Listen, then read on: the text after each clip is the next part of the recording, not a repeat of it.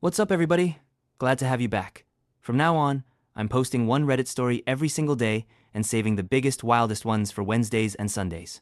Today's story is definitely one of those that will have you sitting on the edge of your seat. Creepy, disturbing, but so good. So, sit back, relax, maybe grab some popcorn, and let's get into it. Oh, and if you enjoy these stories, smash that like button and subscribe. You don't want to miss what's coming next. I think my uncle murdered his daughter. Nobody bats an eye when the elderly get sick. It's the way of the world, after all. You're born, you grow old, and you die. Sure, people will mourn. A few people may even weep at your funeral, and if you're lucky, someone will lay an occasional flower on your headstone. But when the young die, that's a completely different story. My little cousin Olivia was only 6 years old when she fell down the stairs of her 2-story house. The fall had snapped her neck somewhere along those 15 fateful steps. It was her mother who had found her tiny body. I could only imagine the horror she felt when her eyes met the sight of little Olivia's neck at a 90-degree angle. The thought made my spine shiver. My Aunt Lizzie now sobbed uncontrollably as we sat in the little chapel, Olivia's casket open for the few people who knew her in life to come and say goodbye. If Olivia had died an old woman, the chapel might be overflowing, but in 6 short years, she had not made many connections in her brief life. While many relatives were present, only a handful had come to know Olivia as well as I had come to know her. I had been her designated babysitter for many years. Her little lungs drew breath, so my heart shattered when I got the news. My Uncle Jesse spoke for his daughter in our hour of suffering. Olivia was a cheerful, energetic, and playful little kid. Her enthusiasm for life brought joy to anyone in her vicinity. Life can be cruel and unjust, but it is not our place to judge the work of the man upstairs. When it's your time, when he calls you up, when God needs you back, we can only heed the call. Olivia was too precious for this world. I believe our Heavenly Father knew that. That is why I can smile, knowing that my little girl is in a better place. I don't know how he could be so calm and composed while talking about his recently departed daughter. She wasn't my daughter, and even my voice cracked whenever I spoke. Her name. He must have had a heart of stone, I thought to myself. Who am I to judge how someone mourns the passing of their little girl? After all, we are all different. Those who wish to say one last goodbye to Olivia, please do so now. The casket will be closed in a few short minutes. The funeral director informed. The rustling of a few people standing sounded over my Aunt Lizzie's sobbing. I didn't want to go up and see Olivia's body in that state, but my aunt clutched my arm and pulled me with her for moral support. How could I refuse? The line leading up to the casket began to thin, and soon we were faced with little Olivia's peacefully sleeping face. She wore a pristine white dress that seemed to blend with the casket's padding. Her satin black hair created a deep contrast with the casket's insides. Her skin looked cold and glazed over. Aunt Lizzie's head dropped onto Olivia as she gave her little girl one last worldly embrace. "Why, Lord, why?" Tears streamed onto Olivia's dress, darkening some of the areas where they soaked into the fabric. I comforted my aunt and could not help but shed my tears as well. The memories of little Olivia replay in my mind. "Olivia! Oh, Olivia!" my aunt cried. I looked down at Olivia's sleeping face, never expecting her to react to her mother's calls. "Olivia! My Olivia!" As the last A of her name left her mother's mouth, her eyes snapped open, thrusting my heart into the pit of my stomach. My eyes instantly dried up in my terror. Then, Olivia's pupils trained their gaze on me. I wanted nothing more than to scream, but as I opened my mouth, the sound never managed to bypass the lump in my throat. I let my Aunt Lizzie go, taking a step backward in the process. Just then, I knocked into someone. My head shot around to see my Uncle Jesse looking at his daughter's face, unfazed by her soulless stare. He then looked at me with an expressionless face and gave me a smile of pity before returning to his daughter's facade. I shot back around to look at Olivia, but was once again met with her peacefully sleeping expression. What the f? I thought to myself. Olivia was just... I must have imagined it. It must have been my imagination. What other explanation could there be? My uncle's cold hands snaked across my shoulders in an attempt to comfort me, and it did, before he whispered in my ear. It will be our little secret. You will tell no one of this. For the rest of the funeral, I was in a state of constant shock, trying to make sense of the situation, but I never could. It had been a week since Olivia had died. They had pumped her body full of embalming fluid, and I'd even read over the coroner's report. A complete evisceration of the C1 and C2 vertebrae, resulting in a complete severance of the spinal cord, pronounced dead at the scene. There was no way Olivia could still be alive. Absolutely no way. Those words played in my head as the first few pails of earth began to blanket her coffin. But my resolve was constantly questioned by Uncle Jesse's 1,000-yard stare from across the freshly dug hole. There is no way Olivia is still alive. My Aunt Lizzie continued in her emotional state long after Olivia had died. It's not hard to imagine, given that Olivia was an only child.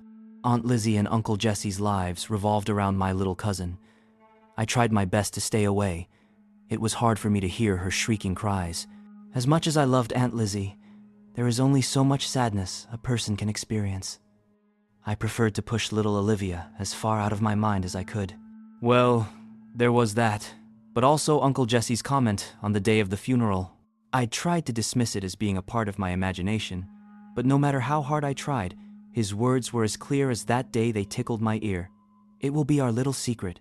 That fear, however, would have to be put on the back burner because Aunt Lizzie had called me over to help get rid of some of Olivia's things. Looking at them had brought too much grief to her heart, and she was having a hard time boxing them up, so it was up to me to lend a helping hand. I walked into their house, the same house where I'd babysat Olivia so many times. Everywhere I looked, memories of that little girl flooded back into my mind. Then my eyes met the bottom of the stairs, and I couldn't help but imagine her little body sprawled out on the hardwood floor. A door creaked open, and I jolted in my uneasiness. It was Aunt Lizzie, stepping out of the master bedroom, situated on the first floor. Her eyes were puffy. She'd been crying, and she attempted to compose herself before greeting me with a smile. Our conversation was brief. She'd only given me instructions on what to box up. To my surprise, her instructions were to get rid of everything but Olivia's twin bed. She disappeared into her bedroom, and I thought I heard her faintly sobbing through the door. I trained my eyes on the top of the stairs, precariously stepping around where I'd imagined Olivia drew her last breath. There was a sense of apprehension as I reached the second floor, and I swore the air was colder as my foot graced the last step, but I pushed it out of my mind as I plunged myself into the task at hand. There was a lot to box up. About an hour into my work, I saw my breath condense in front of my face. The temperature had plunged drastically. I felt my skin prickle in goose flesh, not because of the cold, but because a familiar figure caught the edge of my eye. Standing in the corner was a little girl wearing a white dress. Olivia. Her skin was no longer the same color as the day the casket's lid fell on her restful face. It was pale, icy, and cold. The mortician had done a fantastic job of styling her hair, but it now draped over much of her face in an unkempt way. She lifted her head, but before it could reach its full extension, it slumped over with a loud crack. Likewise, her cervical spine now pointed to the ceiling as it poked through the skin on her neck. Her head may have been resting on her shoulder, but her eyes looked at me with the same intensity as the day I swore I saw her open them while she lay in that tiny little box. I fell onto her bed, cowering backward until the drywall caressed my rear. Our eyes jousted there for what felt like hours. In reality, it was only seconds. Little Olivia raised a jagged finger, pointing to her nightstand beside her bed. I was too fearful to let go of my knees that were pressed up against my chest, but Olivia did not waver. She stood there steadfast, her eyes planted on me, her finger gesturing at the nightstand. She wasn't going to be let go until I investigated whatever she needed me to see. I cautiously unfurled myself out of my beetle position and crawled my way over to the first drawer, pulling it out while making sure Olivia wasn't going to jump on me. Inside were many of Olivia's crayon drawings. Many were family portraits, and some I'd even helped draw myself on the many nights I babysat. But as I flipped through the pieces, they became less wholesome and stranger. There was a stick figure of a little girl crying, a pair of eyes peering at the girl through the door, a drawing of a man, evident in the stick figure sporting a beard, covered in blood. I'm pretty sure it was my Uncle Jesse, and a picture that made my heart sink. The little stick figure drawn girl crying in a corner as a mommy and daddy fought. I looked over at Olivia, but her finger had not been lowered. I flipped the page one more time and was met by a drawing of Uncle Jesse caressing a little girl with her head flopped over to the side, the mommy stick figure off to the side, weeping. I looked back over at my little cousin as her finger finally lowered. "Did Uncle Jesse do this to you?" I questioned, but she made no gestures. I returned my eyes to the drawing. It must have been, I thought to myself. That would explain why Uncle Jesse was acting so unfazed at the funeral and why he didn't want Olivia coming back from the grave. So, she came to you too, huh? My head swiveled to the bedroom door. It was Uncle Jesse, standing there as I held Olivia's testimonial in hand. I looked at the corner where Olivia once stood, but she was gone. Yo, you? You killed Olivia? I quivered. No, McKenna. It's not like that. Let me explain. I inched back to the far edge of the twin bed, ready to run at a moment's notice. Wah, what do you mean she came to me too? I questioned. McKenna, calm down. Let me explain. I need to tell someone about this. I don't know what to make of it. He stepped toward me, outstretching his hands. I have to get out of here. I know what he's done. I'm next, I thought to myself. As soon as a large enough opening presented itself, I darted behind Uncle Jesse, out of the door, down the stairs, and out of the house, all while looking over my shoulder. But Uncle Jesse never gave chase. I was numb the whole ride home, reliving all the encounters I'd had with Uncle Jesse throughout the years. He loved Olivia so much. How could he do such a thing? I don't even know how I made it home in that condition. It's as if I made it home on instinct, but as my tires came to a halt in my driveway, I remembered. Aunt Lizzie was still in that house with that monster. I had to warn her. Before I could get to my phone, it rang. The caller ID said, Aunt Lizzie. Had he gotten to her already and was calling to taunt me from her phone? How could I be so stupid? I left her behind to die. I carefully lifted the phone to my ear and answered the call. He's dead! Your Uncle Jesse is dead! My Aunt Lizzie cried through a mountain of gut-wrenching sobs. A few weeks had passed, and I decided to move in with my Aunt Lizzie. She was all alone in the world now. I was the only family she really had left. She wouldn't eat, she wouldn't speak, she just sat there looking at some random wall. It didn't help that the world had this strange sense of irony. You see, my Uncle Jesse had fallen down the same steps as Olivia. In the same gory fashion, his neck snapped like a twig. I felt there was some poetic justice in how it all happened, but I wished it wouldn't have affected Aunt Lizzie so much. She'd started to make some progress in her mourning process. I no longer had to hand-feed her every meal. She made sure to sip a few sips of soup sometimes. She no longer lay in bed until dinner. Noon was often the latest, and her gaze began to unglue itself from the plain white walls that oriented her house. Everything was progressing splendidly, that is, until the night they showed up. Aunt Lizzie sat on the couch watching Saturday Night Live, the only thing that seemed to tug at the edges of her mouth as I cleaned up after our broccoli cheddar chicken supper.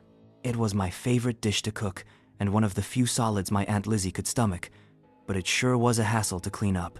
I scrubbed and scrubbed the pan, but the breadcrumbs were baked on like old gum on concrete. I plowed my soapy sponge into the sink as I gave a frustrated grunt. I needed something more drastic to clean the pan. I needed my wire brush.